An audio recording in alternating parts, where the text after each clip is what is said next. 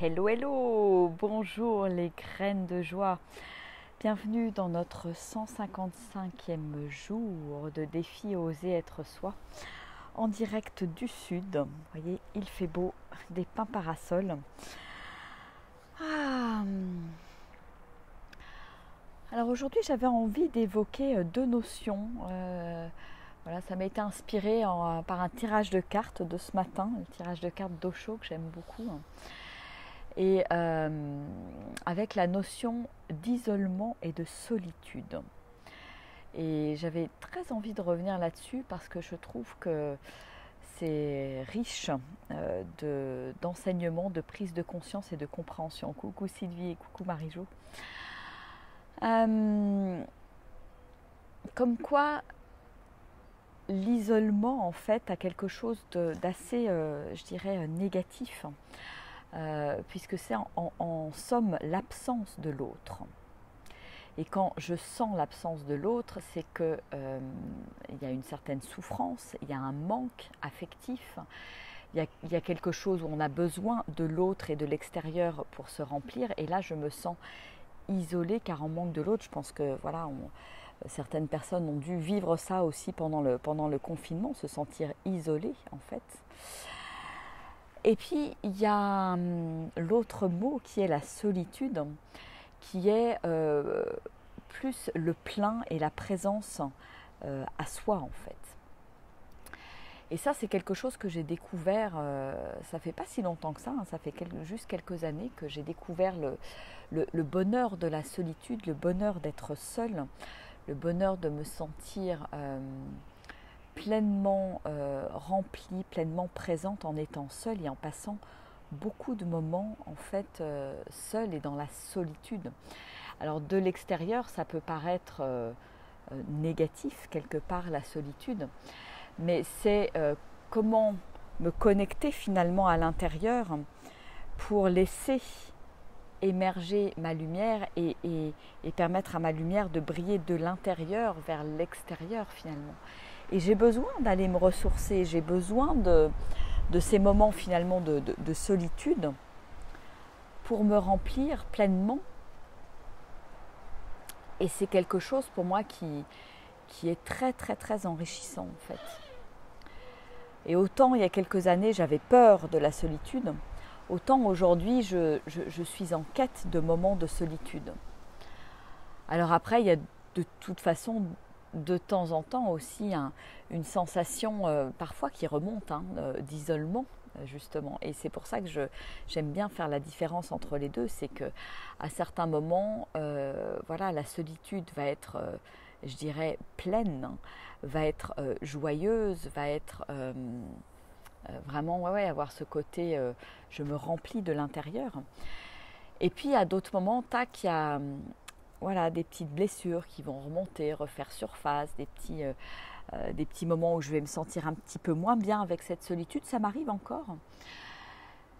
Et voilà, est-ce que je veux bien en fait juste le regarder, accepter de le regarder avec amour, avec bienveillance et voir pourquoi à certains moments, quelque part, la solitude et ce plein peut se transformer en une certaine forme de vide et de manque.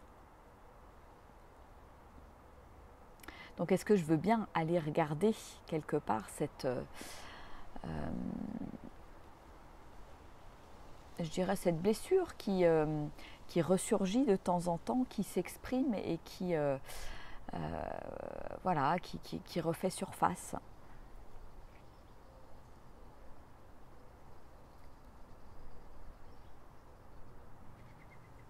Et comment je peux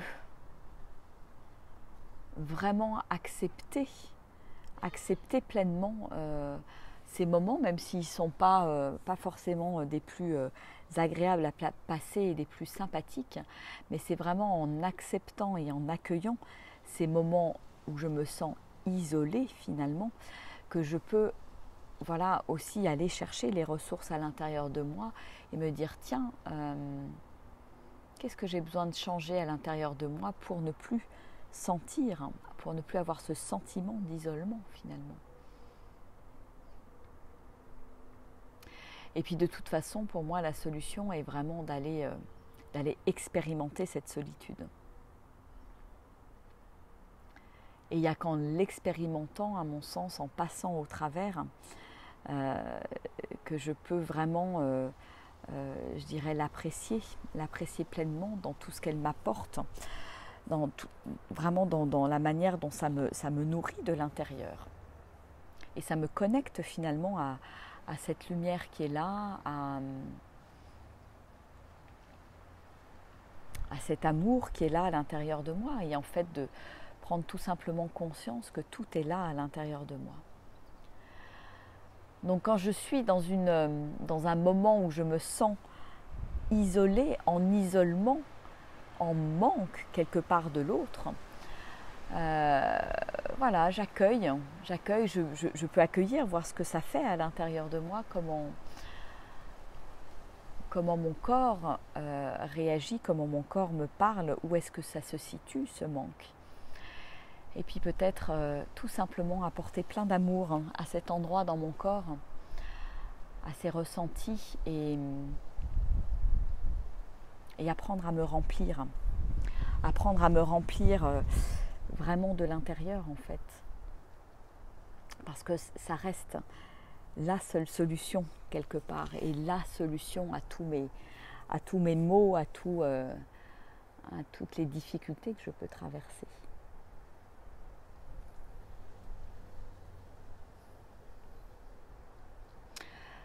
Donc apprécier ma solitude, et ça ne veut pas dire rester tout le temps dedans, ça ne veut pas dire...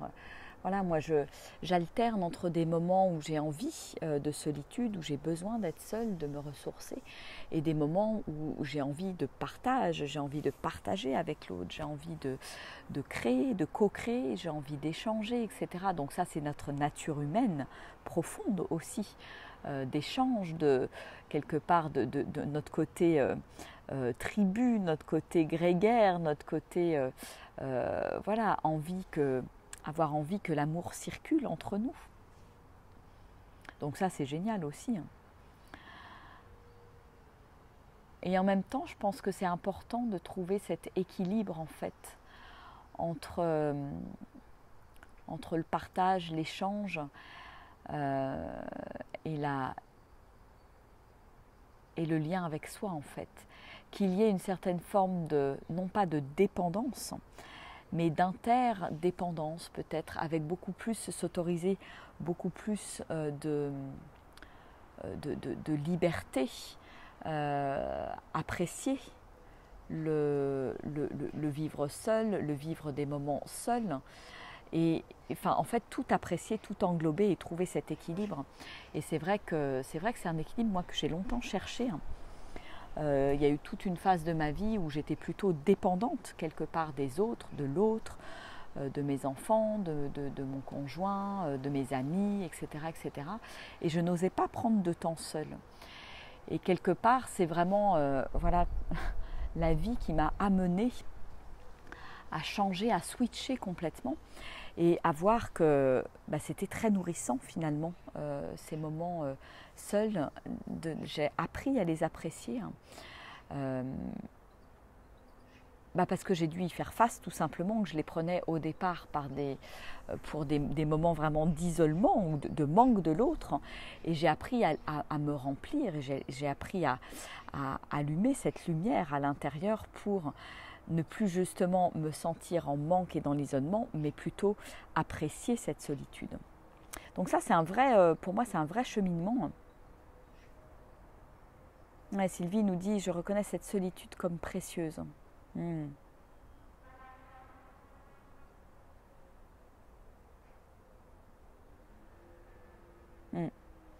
Et on est sans arrêt dans je dirais, dans ce basculement, et c'est important de trouver cet équilibre, et c'est important, comme tu le dis Sylvie, aussi d'être capable de m'isoler ou de prendre des temps seuls quand je suis en groupe. Et moi je le vois vraiment, voilà, depuis que j'ai appris à vivre, à être bien seule, à vivre bien seule, à ne pas avoir besoin de l'autre pour être heureuse, pour vivre, pour me sentir bien, etc. Et pour moi, c'est capital, capital, et c'est quelque chose qu'on devrait tous traverser, parce que pour être bien avec l'autre, j'ai vraiment besoin d'être et en communauté. Et c'est rigolo parce que je vois pas mal d'interviews là, du sommet des Oasis là, en ce moment, et ils parlent beaucoup de la problématique de la communauté, être bien en communauté, etc. Pour moi, ça passe par être bien seul. Et tant que je ne suis pas bien seule, je vais sans arrêt avoir besoin de l'autre pour me remplir, pour me donner, pour avoir de la reconnaissance, pour avoir de l'amour, etc., etc. Et ça, c'est des ressources que j'ai besoin d'aller chercher à l'intérieur. Et c'est quelque chose de vital, à mon sens. Et en même temps salutaire, vraiment salutaire. Et voilà, le fait de regarder ces interviews, hein, ça remet, si vous voulez, aussi pour moi en lumière le fait que oui, moi aussi j'ai effectivement envie de créer une communauté, un oasis.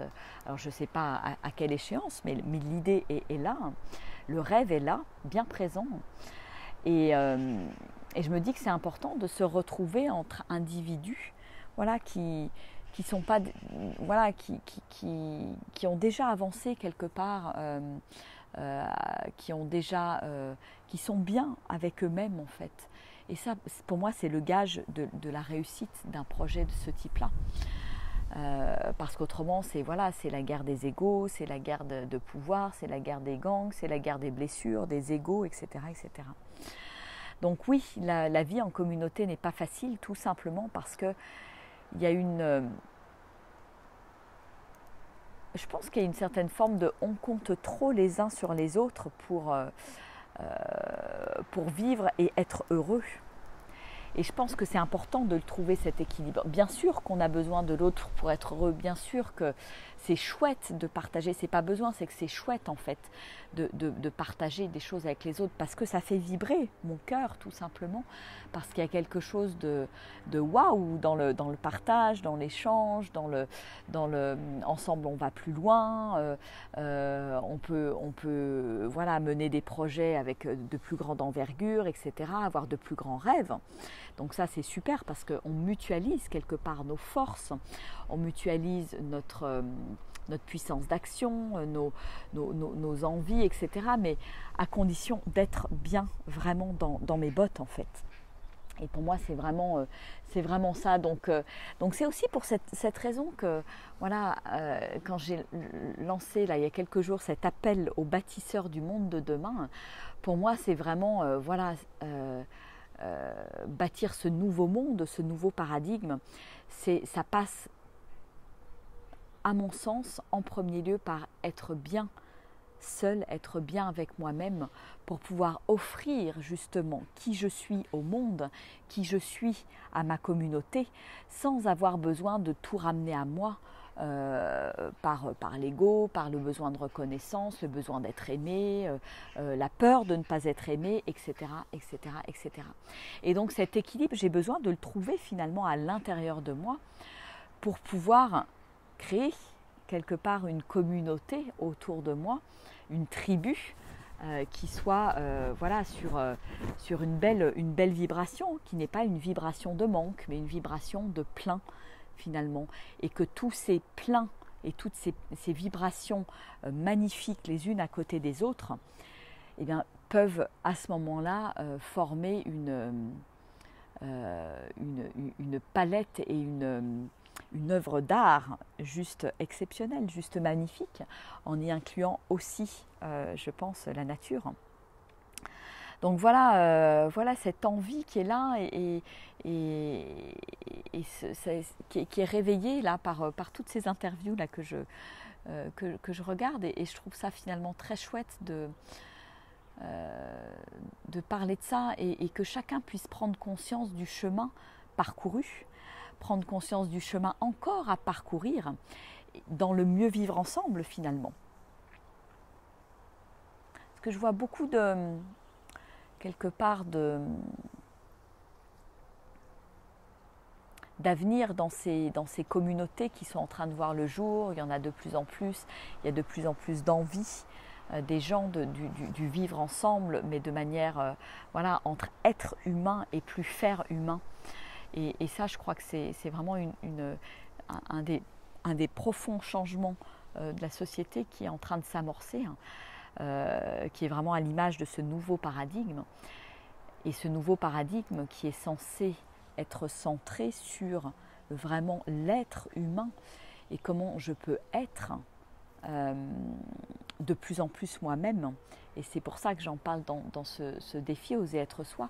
Si j'ose vraiment être moi-même, si j'ose m'aimer tel que je suis, si j'ose me remplir d'amour, de reconnaissance et de tout ce que d'habitude je vais chercher à l'extérieur, et bien alors il y a un autre possible en communauté, en lien avec l'autre. Et on peut construire quelque chose d'harmonieux, à mon sens.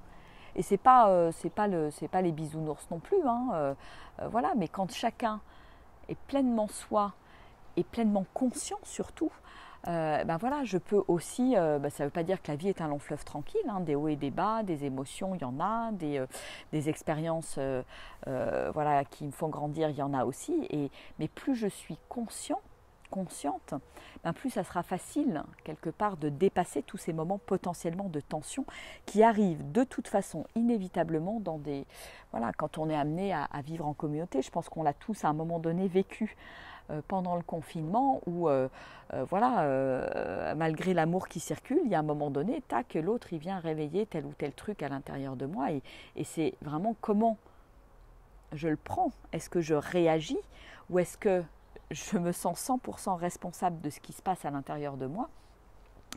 Et à ce moment-là, je ne projette pas sur l'autre des trucs qui m'appartiennent. Voilà, c'est vraiment de l'écologie pour moi intérieure. Et on a besoin d'apprendre cette écologie de tous les instants et du quotidien quelque part.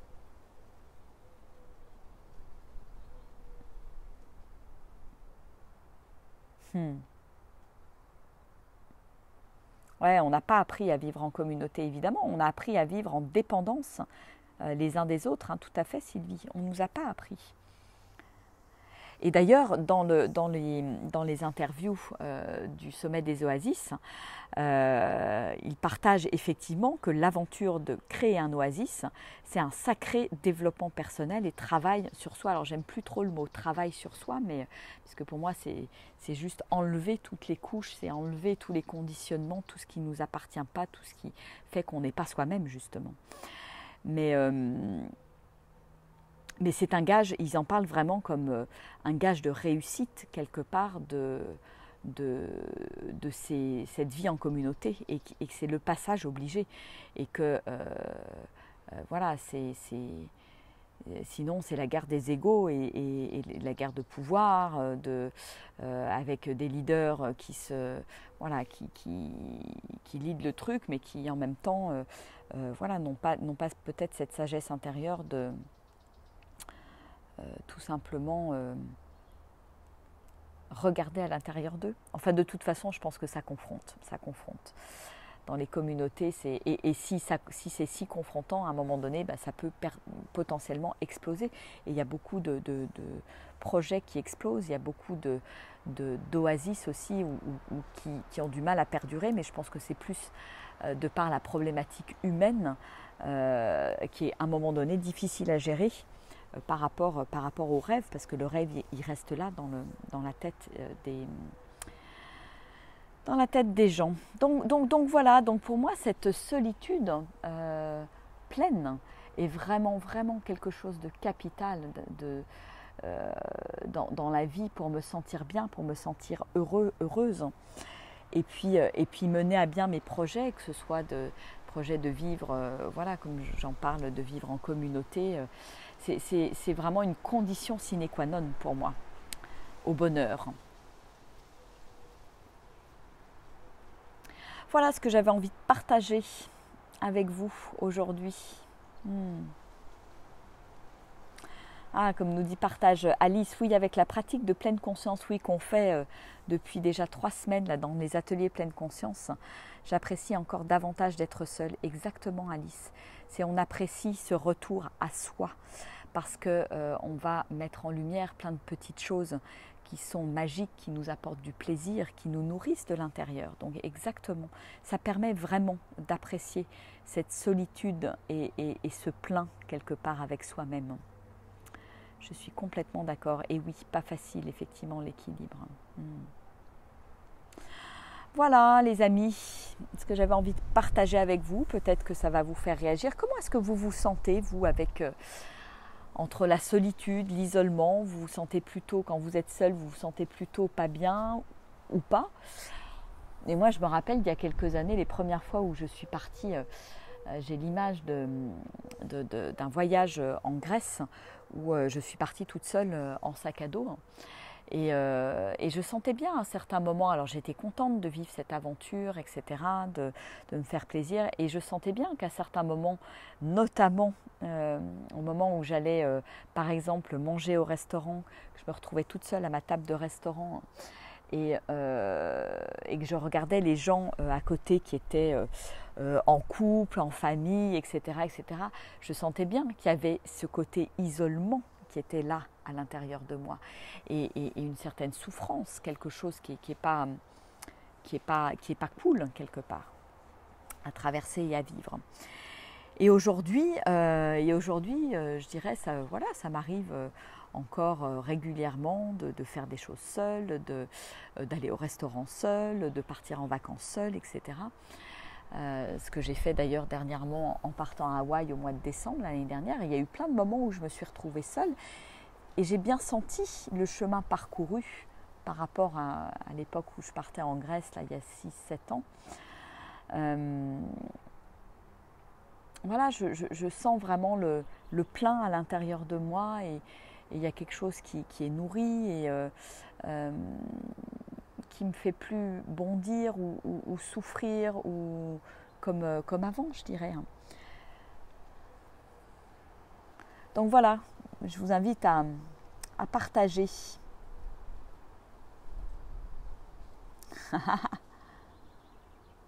Marie-Jo nous dit, moi j'adore être seule, c'est mon côté sauvage et libre. Et bien c'est très bien. Et garde-le. Et c'est top ça. Et c'est de mieux en mieux pour Alice. Super, hein, génial. Merci pour vos partages et vos témoignages, c'est chouette. Parce que je pense que c'est un sujet qui n'est pas facile pour beaucoup de monde en fait.